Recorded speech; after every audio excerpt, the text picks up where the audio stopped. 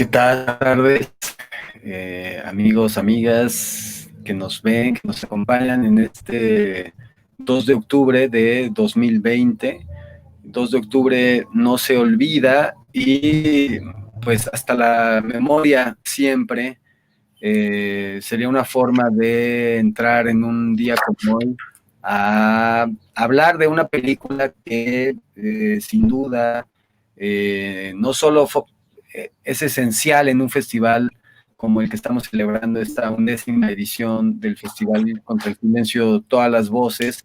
y yo diría todos los archivos también contra el silencio y contra el olvido.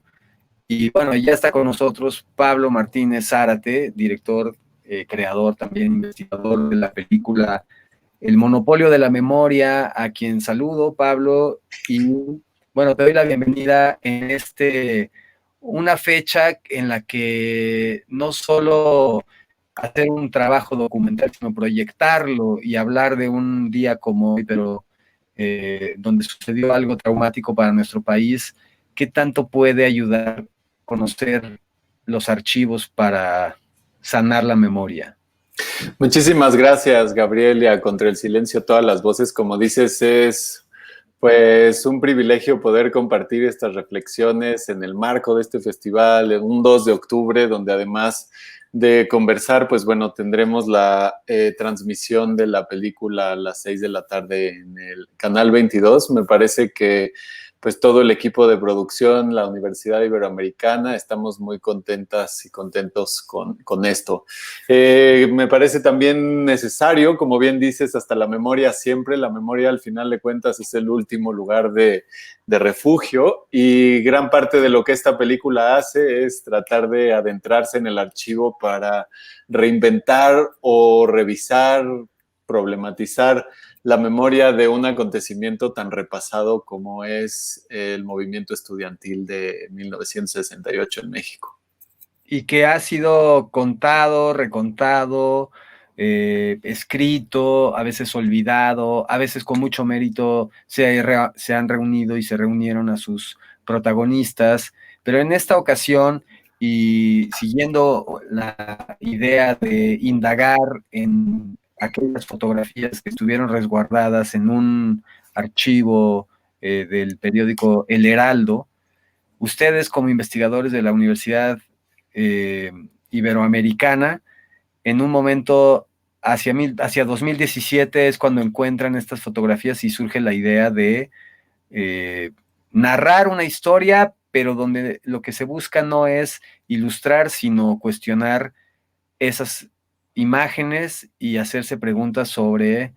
nuestra sociedad. ¿Cuáles fueron exactamente esas preguntas con las que ustedes empezaron?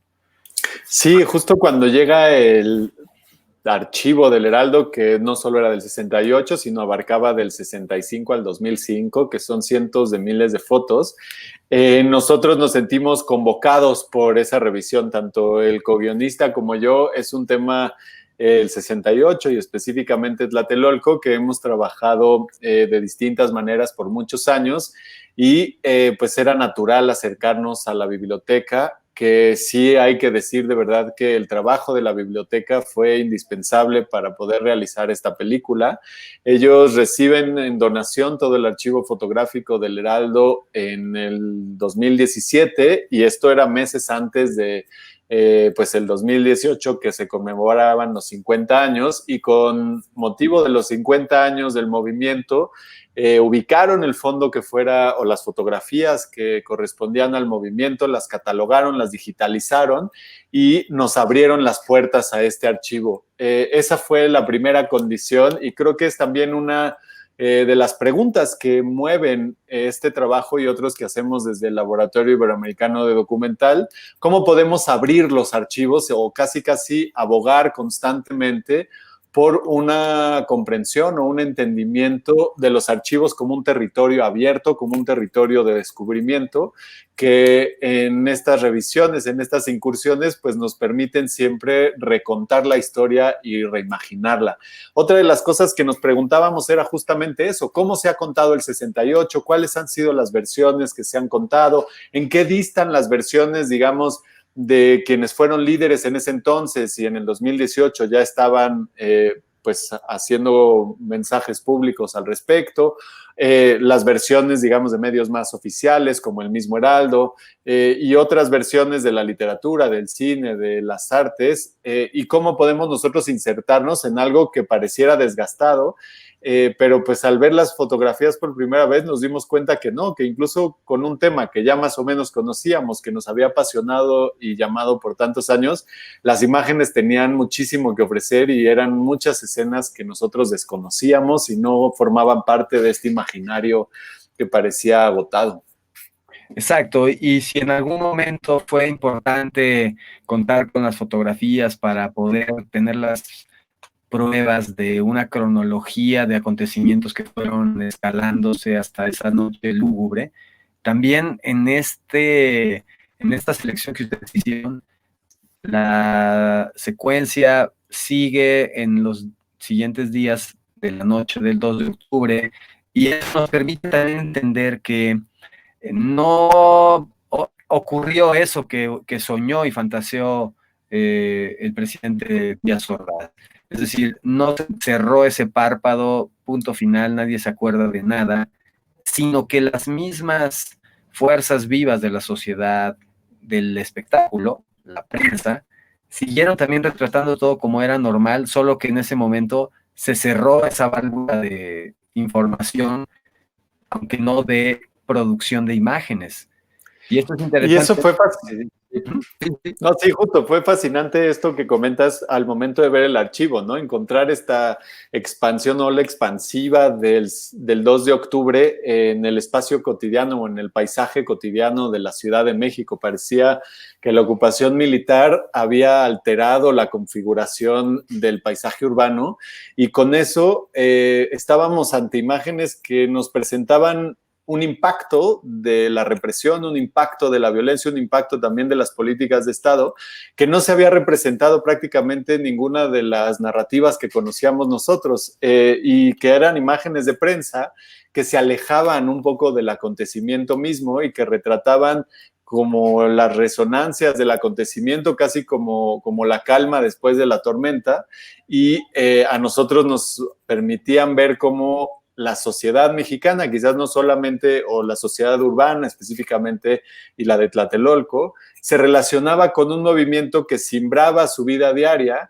y que ya en el paisaje era pues caminar por estos recovecos del multifamiliar con tanquetas, con campings de soldados que ocuparon por varios días el espacio, ¿no? Entonces esta fue una de las grandes sacudidas que nos dio el archivo, porque también eso fue algo muy bonito, confirmar que el archivo o la investigación de archivos sacude, ¿no? Como que sacude imaginarios que tenemos, sacude ideas fijas que tenemos sobre la historia. Y bueno, así hubo también otras escenas que nos recordaban lo poco que sabíamos realmente, y eran escenas como la secuencia, hay una secuencia con las madres que están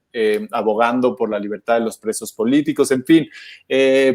tanto personajes, protagonistas, como escenas que parecían ahí desdibujarse del relato oficial del 68, ¿no? Y que nos las encontrábamos de pronto para hacer esta película. Y pensando en lo que estamos mirando en esta secuencia aquí simultánea, muchas mujeres, muchas estudiantes, también oradoras, y es verdad que eso es lo que quizá ya está reparando esta película. La voz desde nosotras y desde todas ellas que participaron y también cumplieron dobles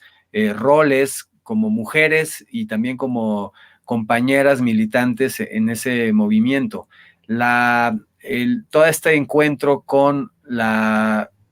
digamos, los operativos policíacos y toda la disciplina de esas estrategias que podrían servirle a un mando militar para comprobar si efectivamente se estaban cumpliendo o no sus tácticas, revela todo eso que durante muchos años ese Estado también se esmeró en diluir y en quitarle responsabilidad y número,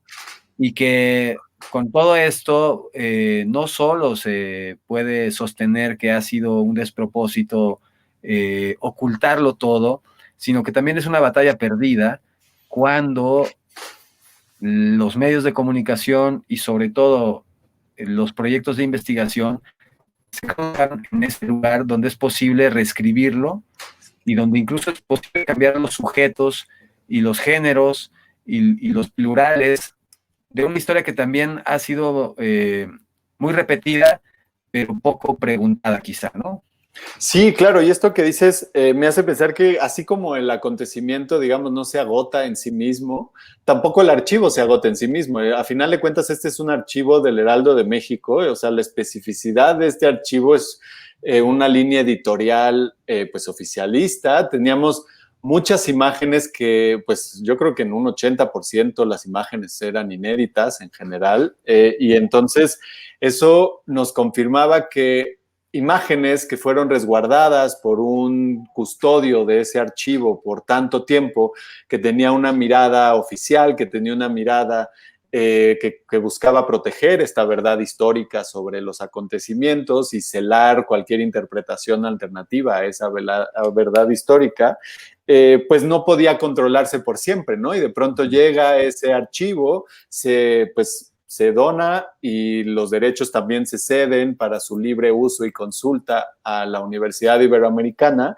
y encuentra un propósito adicional al que en un origen quizás tuvo ese archivo. Eso nos confirmó también algunas ideas que veníamos trabajando desde el Laboratorio Iberoamericano de Documental, como que el archivo es siempre un sitio de encuentro, de descubrimiento. El archivo es un acontecimiento en sí mismo, digamos, no solo es un registro de los acontecimientos a partir de documentos, sino es el sitio de acontecer donde podemos regresar esos acontecimientos y contarlos de nuevo y siempre estarlos contando una y otra vez para revisar lo que nos tiene que ofrecer el archivo y los horizontes del archivo. Nos pareció que en la búsqueda de esas imágenes era de lo que más nos llenaba de emoción al momento de seguir con esta calificación, porque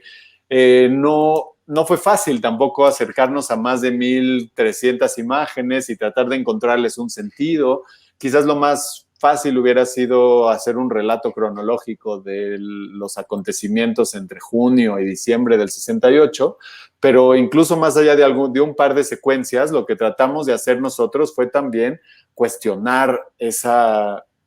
cronología y esa forma de contar la historia, ¿no? Entonces apostamos por algo no lineal, por algo más temático, que fuera abriendo interpretaciones en esas maneras de contar la historia.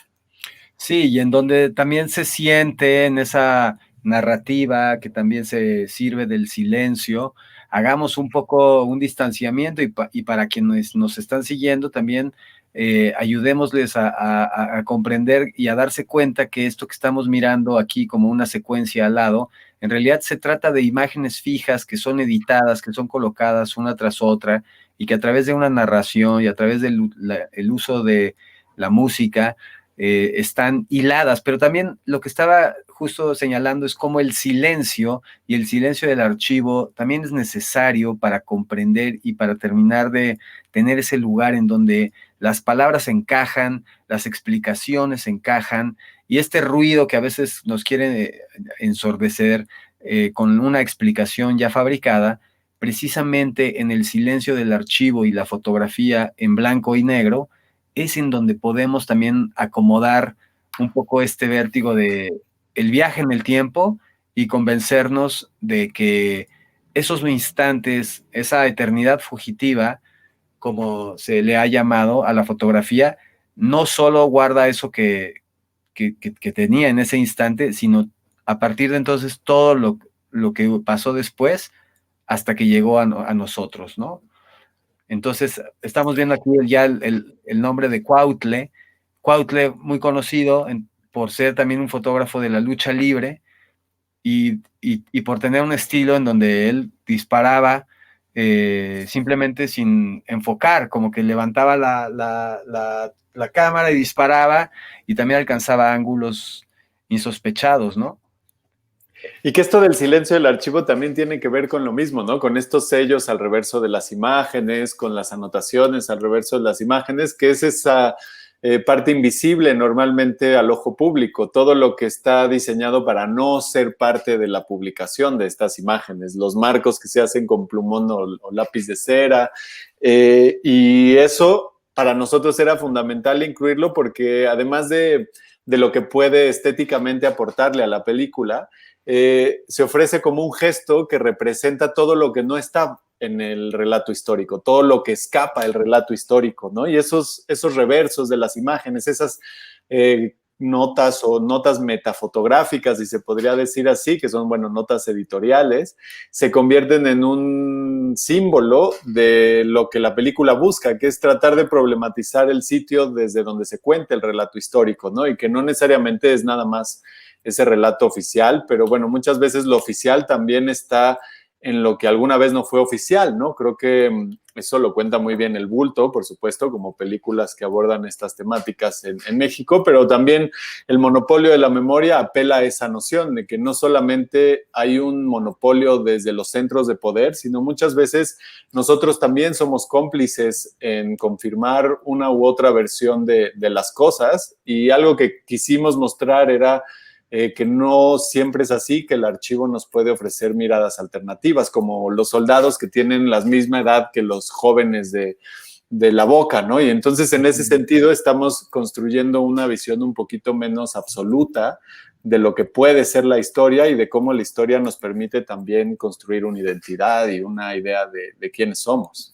Sí, y eso también pasa por jugar y exponer la ambigüedad. Así como lo estás diciendo, literalmente el reverso de la página, el estar mostrando algo, pero al mismo tiempo ocultando algo del otro lado. Y esto que también me parece que es muy coherente con su propuesta narrativa, que es citar la publicidad como parte de esas páginas de la prensa, en donde no solo se están también colocando fotografías que se supone que están informando, sino que también están colocando estas otras narrativas y estereotipos y elementos aspiracionales que en las páginas también se están nutriendo con eso el tiempo libre de las personas, y que me parece que también forman parte de los documentos históricos precisamente por esa superficialidad que mantiene, y no tanto como por ese plan macabro, sino precisamente por ser tan superfluo es que se vuelve tan tóxico, ¿no? Sí, y además esto que comentas es muy importante porque nos refleja el contexto siempre de lectura de las imágenes y de relación de esas imágenes, ¿no? O sea, una imagen nunca está publicada de manera aislada, siempre está inserta en un contexto de lectura que va acompañada muchas veces de imágenes de publicidad que tienen mensajes absolutamente contrarios, ¿no? Si vemos una imagen de la violencia o una imagen que pretende denunciar al lado de una imagen que pretende vender, necesariamente los significados de una y otra se pasan entre páginas, ¿no? Y eso afecta la capacidad que tenemos de relacionarnos con una y con otra. Al final esta peli recupera, o bueno, está inspirada indirectamente en tradiciones o en carreras, obras como la de Harun Farokhi, que desde su primera película cuestiona esto precisamente, ¿no? O sea, cómo estamos mirando la imagen y cómo nos estamos situando en relación a un sistema de representación o de construcción de poder a partir de esas imágenes. Y la publicidad era fundamental para también comprender en retrospectiva cómo se fue construyendo una imagen tanto de los estudiantes como del movimiento y al final del acontecimiento, ¿no? Con el paso de los años, el mismo eslogan, o bueno, el mismo, como la misma idea de 2 de octubre no se olvida, me parece que responde a esta necesidad de resistir una tendencia a borrar la memoria, y si no a borrarla, a matizarla o a disfrazarla, entretejerla, confundirla con una serie de narrativas que apelan a otros aspectos de nuestra construcción individual y que nos impiden también posicionarnos críticamente frente a acontecimientos como estos, ¿no? Aquí la publicidad sí creemos que fue fundamental. Ahí hay un par de secuencias, como bien dices, en donde se habla de la publicidad sobre la construcción, por ejemplo, de la mujer mexicana, ¿no? La mujer mexicana en su papel de madre sufriente, y qué tanto podía abnegada, ¿no? Como diría Rubén Gámez en Tequila. O sea, esta noción de la publicidad como un contrapunto necesario de los mecanismos propagandísticos. O sea, no los podemos pensar disociados, aunque no haya un vínculo expreso, pero sí lo hay, ¿no? También digamos que la publicidad pues forma o nace de círculos a veces que están asociados con los núcleos también de poder desde donde se propagan las narrativas y los relatos, ¿no? Pero yo pienso que eso por de pronto ahora, digamos, por complicado que pudiera sonar, yo creo que ustedes lo hacen muy ligero al seguir los elementos y al hilar con hilos que precisamente un lugar como la Plaza de las Tres Culturas, en donde está poniendo estas, digamos, estas cajas de tiempo, en donde, como ustedes mismos hacen en el guión, hablar del nombre de Tlatelolco, hablar de la piedra, hablar del color de la sangre, de lo rojo, y hablar de ese color rojo como el enlace de la mujer y toda la construcción que tiene que tener desde el patriarcado, como para entender que es a través de los colores, a través de estos enlaces sutiles, que se van trasplantando todos estos sueños aspiracionales, ¿no? Y lo que también es verdad es que la fotografía guarda mucho más de lo que se hubiera aspirado y quisiera controlar, ¿no? Y eso que dices es fundamental para, digo, compartir un poco el proceso de realización y las intuiciones que van surgiendo en el proceso de realización. Nosotros no teníamos una idea fija de antemano de lo que queríamos contar con este archivo. El archivo nos arrojó muchas pistas para abordar una problemática como esta. El archivo es sitio también de construcción del relato, de inspiración del relato mismo. Y esta secuencia del rojo es clarísima, ¿no? O sea, no había manera que nosotros pudiéramos diseñar esta secuencia de antemano, sino en la escucha del archivo. El archivo hay que dialogar con él, como alguna vez platicaba con una amiga que hace trabajo documental más desde el periodismo, hay que interrogar a los archivos. Ella hablaba de los expedientes, pero bueno, creo que de la misma manera hay que interrogar a un archivo para ver qué nos tiene que decir, qué nos tiene que ofrecer, y así como uno va con una cámara en campo en otro tipo de proyectos descubriendo pistas con la cámara, también sobre las imágenes teníamos que ir ahí descubriendo y poniendo el foco, y a veces es solamente como reenfocando una imagen que podíamos llegar a esa idea o revelar esas imágenes de enlace, ¿no? Sería como un término ahí que usamos. Sí, y que un poco pensando también en esas otras formas de leer y de escuchar a las imágenes y la época, creo que es muy acertado esta idea de traer la música, quitarle la letra a varias de las canciones, solamente que sean esas tonadas, pero después también que la música cambie y que no solamente se quede en una instrumentación de guitarra, sino que también tenga toda una riqueza con el piano y que después se ponga a un poco más, suena como un rock africano. Entonces ahí, ¿cómo fue esa composición de toda esa línea sonora? Sí, fue uno de los temas centrales al momento de la realización. Nos interesaba mucho no hablar todo el tiempo sobre las imágenes, que las imágenes pudieran encontrar un ritmo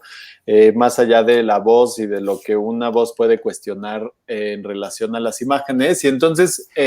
seguimos por dos pistas y media, ¿no? Una era encontrar música que fuera de la época, que tuviera que ver con el problema que estábamos tratando, o sea, pues digamos música de protesta específicamente de la época, pero no agotar ahí, o sea, que no toda la música que utilizáramos fuera de la época. Entonces, por ejemplo, este funk africano, funk rock africano, lo trajimos pues a la actualidad, ¿no? Esa es una canción que está hecha hace un par de años, igual como en 2017 o 2016, y que buscaba actualizar el relato fotográfico desde lo sonoro, también como darle otra dinámica con música juvenil, con música festiva, porque particularmente esa se usa en la liberación de los presos políticos, entonces tenía que ver con ese giro. Y la otra música tenía que ver también con encontrar música que tuviera una intención dramática, que tuviera una intención cinematográfica, más allá de de su relevancia histórica, ¿no? Y que no fuera disonante también con aquellas canciones de protesta, o sea, que fueran correspondientes o consonantes las tres pistas de música, lo actual, la intención dramática y la música de protesta específicamente. Para nosotros fue fundamental porque en ese contrapunto en cuanto a pista sonora, a la voz, que era toda la música, podíamos estar trabajando como a distintos niveles la foto, ¿no? O sea, la foto se alteraba según la voz de un narrador hombre y una narradora mujer, que eso fue un elemento fundamental también para tratar de entender cómo podíamos problematizar y actualizar. A nosotros nos dio, pues no es gusto la palabra, pero sí nos hizo mucho sentido que el movimiento feminista haya más o menos acompañado a esta película, en el sentido de que cuando salió esta película estaba cobrando mucha fuerza y nos hacía pensar cómo la herencia del 68, que tuvo que ver con la incorporación de lideresas al movimiento y darle una voz a grupos de mujeres líderes, o bueno, no dársela, más bien como que se tomaran esos liderazgos desde esos grupos de activistas, nos parecía que hacía muy vigente también la búsqueda que esta película trataba de reivindicar, que eran búsquedas de denuncia y búsquedas de pertenencia, ¿no? De esa época. Por otro lado, pues también reconocer que gran parte de los monopolios de la memoria derivan de un sistema, digamos, heteropatriarcal de dominación. Entonces, este gesto permitía llevar a una textura sonora, más allá de lo que dice una u otra voz, esa reflexión. Y ya la música acompañaba esta dualidad de la narración desde la misma textura musical, ¿no? Y de los ritmos y las intensidades que estas canciones que elegimos le aportan. Sí, que yo pienso que son también como que hay un acento en lo que están provocando y también permiten dejar esos espacios que también es importante tener para que se vaya acomodando estas ideas que se van construyendo. Hay algo en que en la decisión que tomaron, que también fue muy acertada desde mi punto de vista, al dejar la imagen a colores al final, un poco para provocar ese distanciamiento que venimos teniendo con algo que ya nos dejó hipnotizados y que fue el blanco y negro, y en cierto punto hay un gesto que es como que se eterniza, un gesto que fue muy efímero, pero que ustedes también logran proyectarlo al futuro y que es la bandera rojinegra en el Zócalo. Sí, eso tiene como una intención doble. Por un lado está el gesto de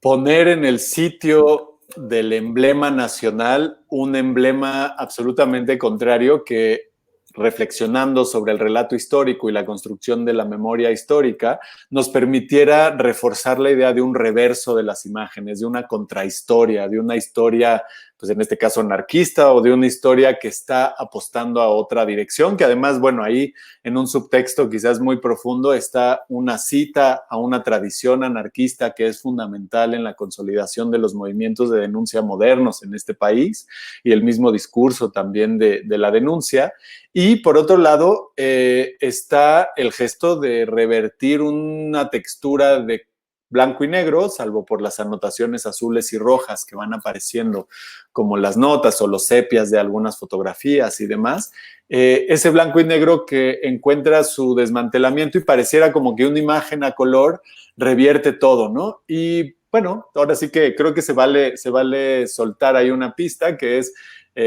parte de estas charlas, creo, hablar como de los secretos de la realización o de las mañas y los trucos, que se dice que esa es la única imagen a color, en realidad había como 4 o 7, pero pues digamos la licencia ahí poética es darle esa fuerza y es la única imagen a color que se utiliza para la película y se le da ese peso, ¿no? Me parece que digo, es bonito decirlo porque también habla de las licencias narrativas que uno se puede dar para reforzar una idea o fortalecerla.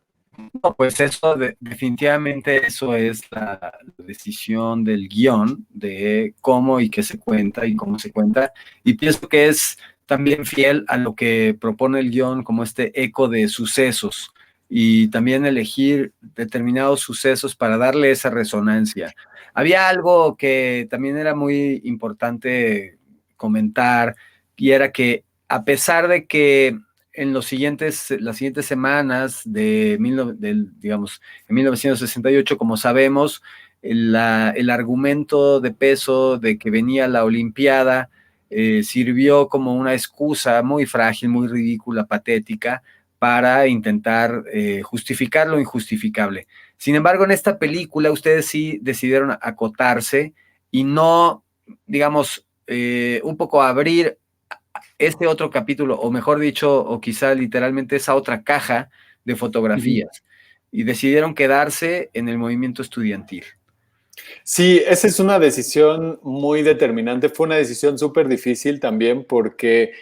efectivamente había una caja de imágenes de las Olimpiadas y estaban ahí todas esas imágenes porque también se digitalizaron porque era el 50 aniversario no solo del 68 como movimiento estudiantil, sino como Olimpiada. Y la Ibero hizo un libro con esos dos compendios de imágenes. Entonces lo más natural hubiera sido recurrir a esas imágenes y problematizar, pero fue una decisión, la verdad, muy difícil, pero muy consciente de no recurrir a la explicación de siempre, a esa explicación, por decirlo de alguna manera, monopólica, de justificar la violencia porque el ojo internacional estaba sobre el país y decir, aquí en realidad la violencia no se justifica de ninguna manera. Si nosotros articulamos esa versión, estaríamos de alguna manera sumándole más al monopolio y decidimos concentrarnos en esto. Hay un par de gestos a eso que tiene que ver con los mismos reversos de las imágenes, ¿no? Hay un par de sellos atrás de unas imágenes que dicen 1968 año olímpico o cosas así, pero nunca se dice nada al respecto en la voz, nunca se problematiza porque pensamos que era algo que ya se sabía de antemano, ¿no? O sea, cualquiera que entra al 68 y a la represión piensa también en las Olimpiadas como justificación política. Y nos parecía, pues, por lo menos también un reto, ¿no? O sea, un reto de realización, casi un juego de realización, decir, vamos a contarlo sin poner esto, como una obstrucción muy a la Lars von Trier, como esta onda de no decir o no hacer esto y a ver cómo podemos librar esta, esta aventura, ¿no? Sí, también como este límite, que también en todo caso, siendo un límite de un lado, y ya que terminaron esta película, puede que sea también el comienzo de otra indagación para el laboratorio, ¿no? Como que amerita buscar también esas señales en donde también, como con una idea muy autoritaria y presidencialista, Sí. justamente eso es lo que es el monopolio de la memoria, quizá lo que caracteriza, es como pensar que solamente se puede dar una sola versión cuando hay tantas miradas y cuando hay tanta producción. Entonces, yo pienso que ahí también eso es algo que vale la pena decir en un momento en el que, como tú comentaste, no solo empieza una oleada feminista, sino que también las reflexiones sobre los 68 también son bastante autocríticas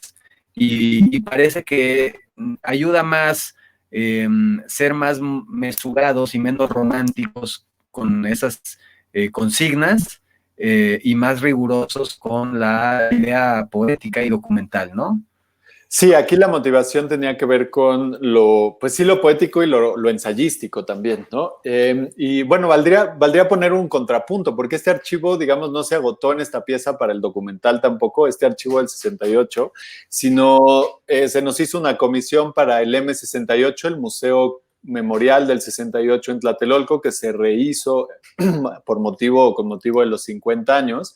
y diseñamos una pieza en donde 60 de estas 1,300 fotografías las elegí, las puse en una caja y en colaboración con un grupo de danza que se llama Sociedad de Carne y Hueso, durante 3 horas hicimos un performance que se llama El cuerpo es un archivo, juego para 10 cámaras, y estuvimos filmando cómo iban sacando una foto, le enseñaban a la cámara, le enseñaban a sus compañeras y empezaban a interpretarla, ¿no? Entonces era como ese contrapunto total a esta visión ensayística desde una cuestión más corporal, más intuitiva, que buscaba también acercarse al archivo. Y por otro lado, sí, este año iba a ser año olímpico, pero ahora va a ser el año que entra, y entonces nosotros ya estábamos trabajando en un corto, algo mucho más modesto en términos de aspiraciones o de ambiciones narrativas, pero que tiene que ver más con el cuerpo, ¿no? Y con el cuerpo y el deporte y otro tipo de abordaje del archivo desde las fotos de las Olimpiadas. Entonces sí, sin duda, y de hecho esperemos que estas cientos de miles de fotos nos sigan dando proyectos porque al final nos entusiasma mucho. Ese proyecto está un poco parado porque empezamos con un proyecto a raíz del COVID y de la pandemia con enfermerías. Pues sí, es como un proyecto documental sobre enfermeras en la primera línea del COVID, y entonces estamos ahorita en eso, pero estamos pues esperando el 2021 para ver si suceden las Olimpiadas y poder terminar ese cortito que ya está ahí en el tintero. Y que también, digamos que el monopolio de la memoria también precisamente restituye en algo que también quienes hayan estado ya estudiando y revisando sobre el tema de los 68, también es común que se pierdan, que de pronto queden unos como más a la vista que otros. El hecho de que ese año haya sido tan convulso en todo el mundo muestra cómo había ya un grado de descomposición de esos milagros económicos que sin duda también se representaron con toda esta agresividad y con toda esta destrucción paradójicamente tan creativa, ¿no? Entonces también creo que domesticarlos, como que quitarles esa parte, hubiera sido también un error, suavizarlo y decir, quitémosle esas marcas de la violencia a procesos que fundamentalmente fueron violentos. Entonces, ¿cómo representar la violencia sin volver a hacerle violencia a esos seres, a esos cuerpos, trabajando el material? ¿Cómo manejaron esas preguntas? Sí, eso es fundamental porque hay decisiones muy difíciles ya en qué imágenes mostrar, particularmente las imágenes más violentas, porque pues hay imágenes muy, muy violentas que son imágenes también invisibles, son imágenes que nos hacen pensar también en el tipo de fotógrafos que estaban trabajando esas imágenes, es decir, los privilegios que tenían para tomar esas imágenes donde las estaban tomando, desde, pues desde la delegación donde estaban los cuerpos apilados, cosas así, o en la plaza misma. O sea, hay una serie de fotos, que es una serie de fotos medio borrosa de los paramédicos llegando a recoger los cuerpos de la plaza, que eran imágenes que nosotros nunca habíamos visto, ¿no? Y que también decíamos, ¿las ponemos o no las ponemos? Todo el mundo sabe que sucedió eso, pero paradójicamente nadie ha visto esas imágenes, nadie ha visto las imágenes de la juventud masacrada por las fuerzas del Estado. Aunque sabemos que sucedió, ¿es necesario o no es necesario? Fue una decisión difícil, pero al final la decisión nos llevó a incluir imágenes, no todas, pero sí imágenes muy fuertes, en un espíritu de confirmar esa verdad que se ha tratado de matizar constantemente, ¿no? Y justificar constantemente, y que pareciera que no se agota tampoco en la manera de su justificación. Con esto quiero decir que las formas en que se trató de explicar el 68 y que se trató de minimizar la decisión del gobierno, siguen operando hoy en día para minimizar y deslegitimar o estigmatizar movimientos civiles, ¿no? Entonces, son formas que predominan más allá de que tengamos una conciencia histórica sobre su eficacia, y que creíamos que estas imágenes violentas nos hablan de lo que normalmente no está en el discurso político y en la diplomacia, ¿no? De lo que normalmente queda fuera de las líneas editoriales de los medios de comunicación, de lo que normalmente también por los custodios de los archivos queda fuera del alcance de las investigaciones que buscan darle visibilidad a estos hechos históricos. Para nosotros mostrar esas imágenes era casi una condición de posibilidad para el tipo de preguntas que el monopolio de la memoria buscaba formular. Sería equivalente a dar pasos adelante a cuando, a través de la recopilación de materiales fotográficos, toda esta recopilación que fue haciendo el Comité 68, en donde a través de donativos, muchas veces anónimos, fueron reconstruyendo pruebas y mostrando que, por ejemplo, el batallón Olimpia sí había existido, que se veían las fotos donde efectivamente había miembros del ejército con un batallón. Pero yo le preguntaría, entre lo que ustedes encontraron, podríamos avanzar un poco más en ver el operativo de Estado? Por ejemplo, podríamos ver si hay prueba de que se filmó, de que había equipos también con cámaras de cine documentando eso, que se fotografiaron a los propios fotógrafos. ¿Ustedes encontraron esos rastros? Sí, creo que hay imágenes que confirman por lo menos que había fotógrafos que no eran necesariamente fotógrafos, o sea, por el carácter de las imágenes, cuya función era generar una documentación muy cruda de los acontecimientos, ¿no? Esas imágenes sí están y sí, o sea, sí me parece que es o que era un fotógrafo que las tomó clandestinamente y entonces no podía prestar atención a las cuestiones técnicas, o que era alguien que no tenía mucha experiencia en fotografía y son fotos amateurs. O sea, eso sí está presente, y sobre todo en estas fotografías de la plaza, o sea, de gente que estaba muy cerca de quienes retiraron los cuerpos, por ejemplo, ¿no? O sea, gente que tenía una posición privilegiada dentro de pues los sucesos. Entonces, por un lado está esa parte. Y por otro lado, bueno, algo que sí, digamos, ya no pudimos investigar fue como esta investigación más forense de las fotografías, por decirlo de alguna manera, ¿no?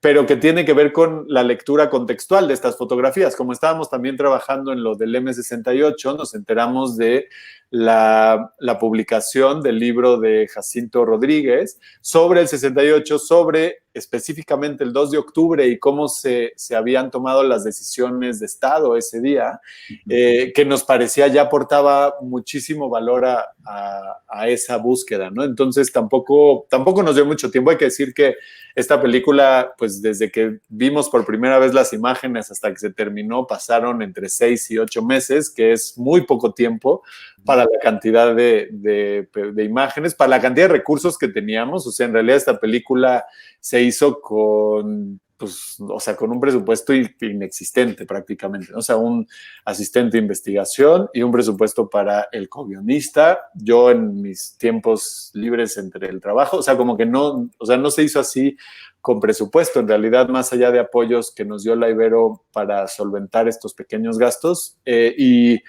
eso fue una condicionante. También la película que hicimos respondió a esos recursos y a la voluntad que teníamos de preguntar más que de responder, ¿no? Pero que también es fiel a esas líneas que se nota que ustedes han absorbido de cine independiente, de cine personal, de cine de preguntas, que no está subestimando al interlocutor, que está pensando que le va a ayudar decir las cosas con un cierto voltaje, con cierta temperatura de las voces, y que eso también se agradece que no se escatime, porque pareciera que también al querer explicar cosas tan traumáticas, como que se tiende o se ha tendido, y quizá como una forma también de una primera reacción ante un evento tan traumático, como de tratar de evitar la ambigüedad y tratar de ser lo más, como habías dicho tú, ¿no? Blanco y negro. Cuando hay muchos grises aquí adentro, ¿no? Y que merece la pena pensarlo. Entonces yo creo que como no es una historia, o sea, no es un documental que se esté tratando acerca de un movimiento estudiantil que esté construyendo las asambleas, las discusiones, las tomas de la palabra, los problemas, las coyunturas, sino que está verdaderamente abordando como un ensayo sobre cuál es ese ejercicio de la memoria y cuál es esa responsabilidad frente a la posibilidad de recordar cuando las imágenes están ahí. Entonces, sí, para nosotros, bueno, lo primero que sí me gustaría recuperar de lo que comentas es que sin duda no nos, o sea, de hecho todo lo contrario, no subestimamos al espectador, todo lo contrario, ¿no? Como que nos gusta pensar que toda película es un diálogo y una oportunidad para pensar en conjunto con cualquier espectador que nos encontremos. Eso ha sido difícil cuando esta película se ha proyectado fuera de México, porque digamos, no es explicativa, ¿no? Entonces ahí es donde ciertas decisiones de la narrativa nos han llevado a pensar, bueno, ¿por qué no poner un texto al inicio que dé un contexto general, ¿no? Quizás decisiones muy sencillas como esa que no comprometen la propuesta, pero bueno, que no se hicieron y en un contexto que no está tan familiarizado con el acontecimiento, pues sí de pronto está esta voluntad también de tratar de explicar las cosas o entender exactamente quiénes son quiénes y cómo funcionan. Eso ha sido una complicación, pero al final es un ejercicio y sí es un ejercicio de cuestionarnos que pensamos, si se logra, se cuestiona a sí mismo también, o sea, parte de cuestionar su propia posición dentro de ese relato, ¿no? O sea, ¿por qué se cuenta y por qué vale la pena contar estas imágenes? Afortunadamente, como lo comentaba,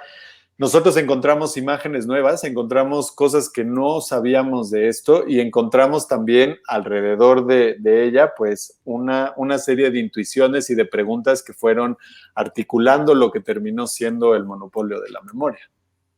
sí, y que he visto también con otra, digamos, ya con un poquito más de frialdad, apagados los aniversarios, y bueno, esto que lo estamos diciendo hoy, que es un 2 de octubre, cuando estaban sucediendo estos lamentables hechos en estos momentos,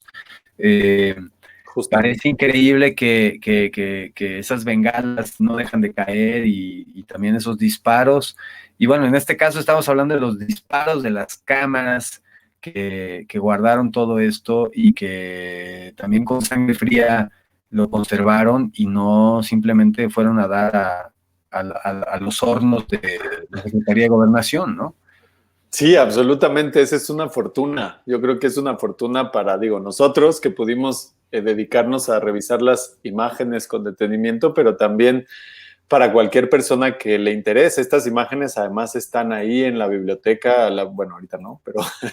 cuando alguien puede entrar a la biblioteca y ver esas imágenes en un par de años, supongo,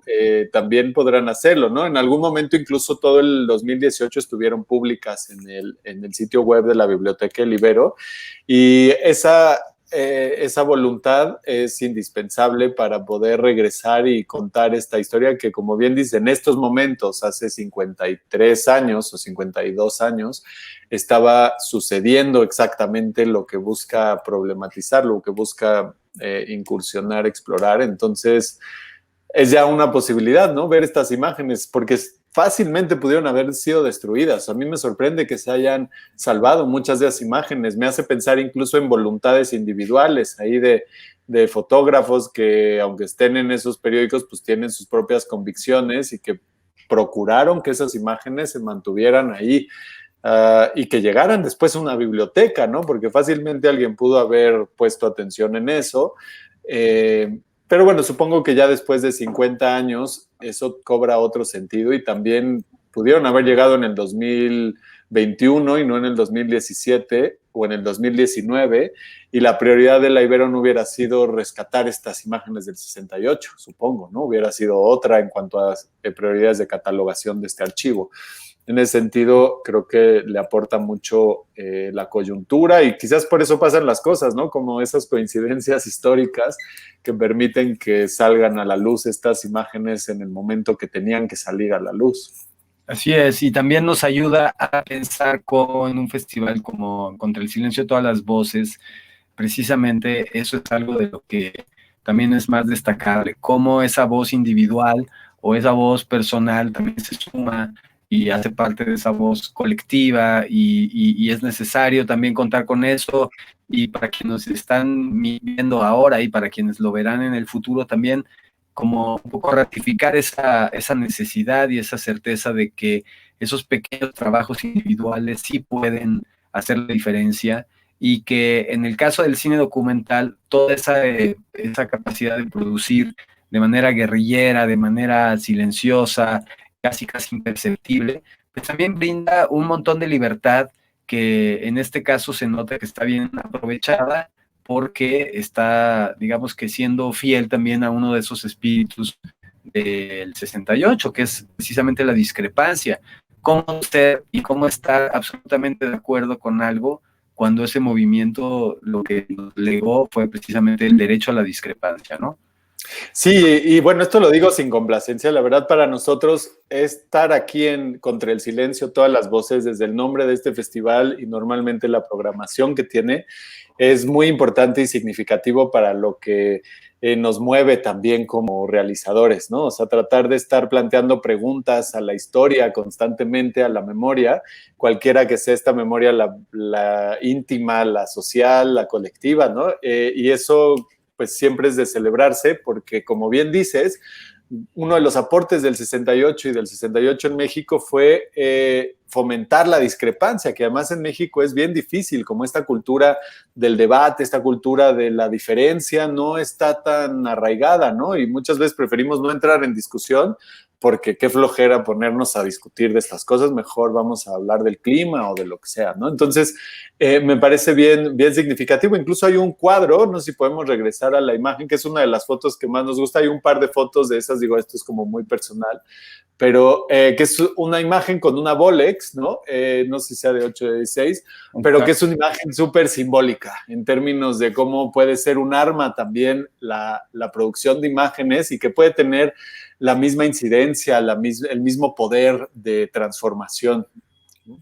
Sí, y que también en el sentido de no solo la cámara, sino también precisamente la pantalla. Cuando nos compartías,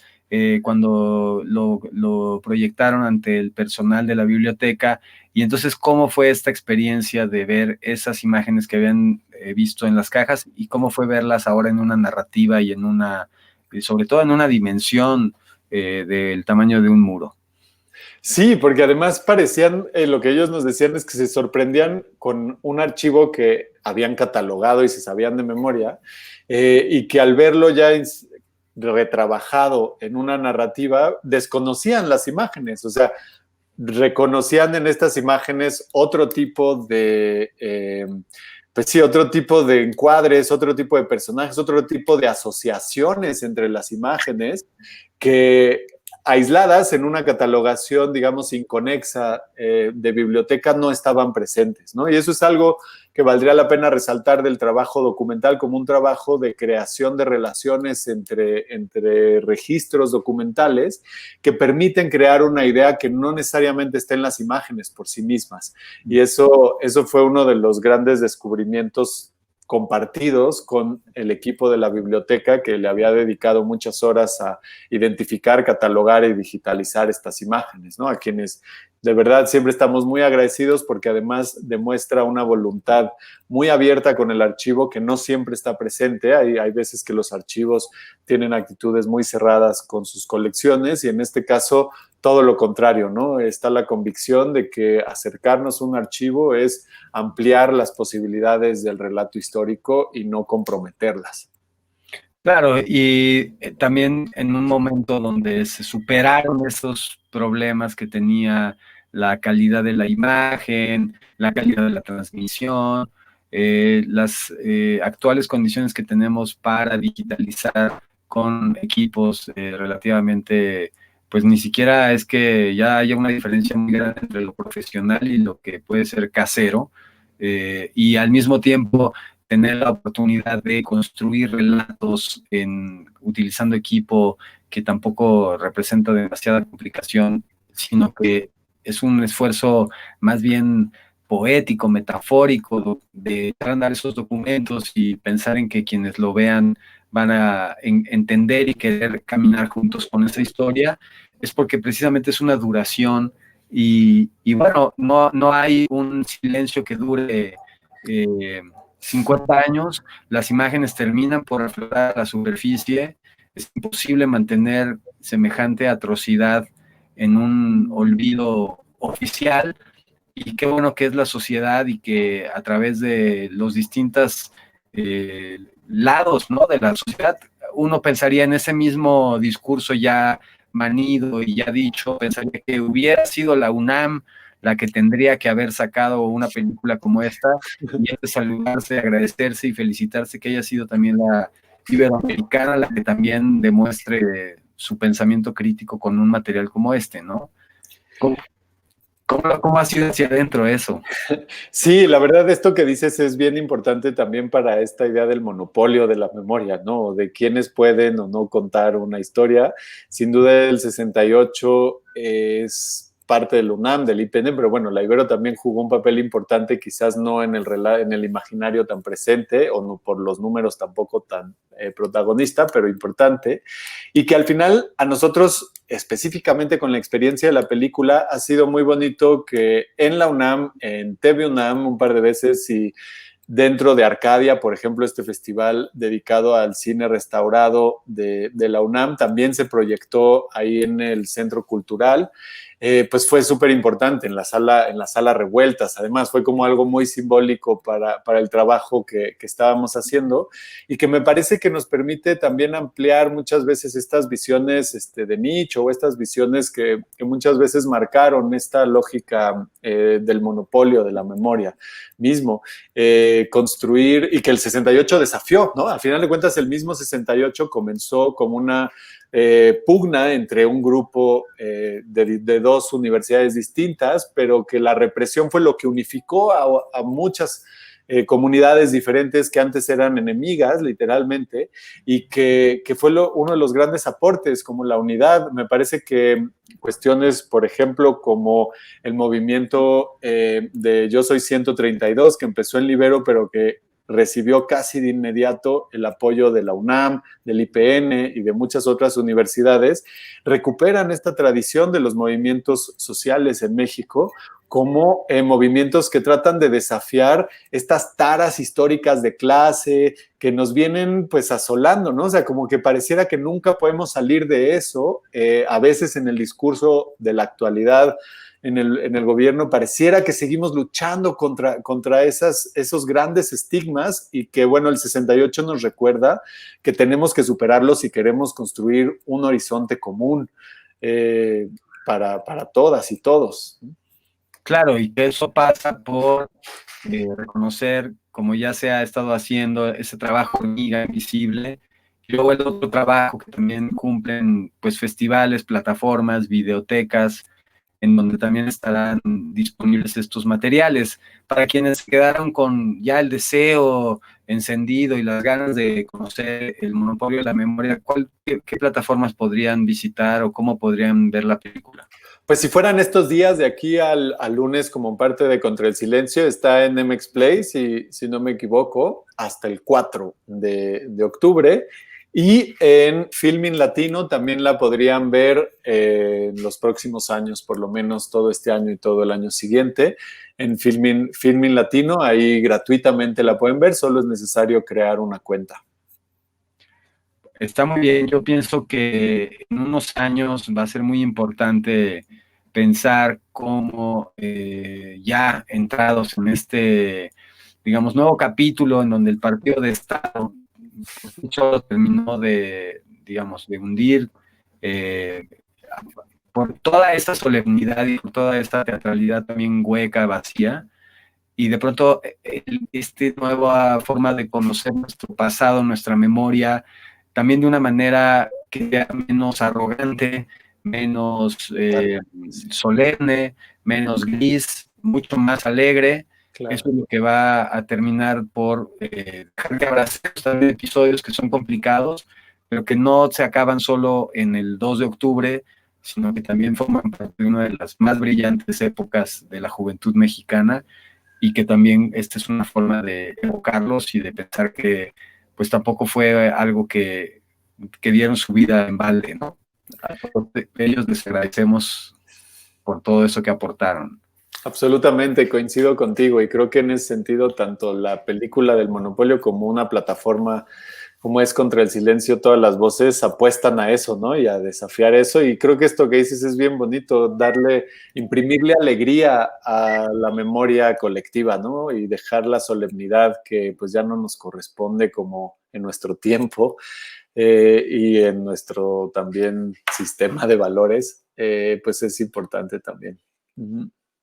Así que bueno, pues así llegamos al final de esta transmisión en vivo para quienes nos siguieron, para quienes van a vernos en un futuro, para todas y todos los que están detrás del festival, todos los participantes, todos los materiales en competencia, todos los que ya están filmando los próximos trabajos que serán evaluados, revisados, proyectados y comentados, les agradecemos desde ahora y a todos, a todas. Pablo, gracias por tu participación y pues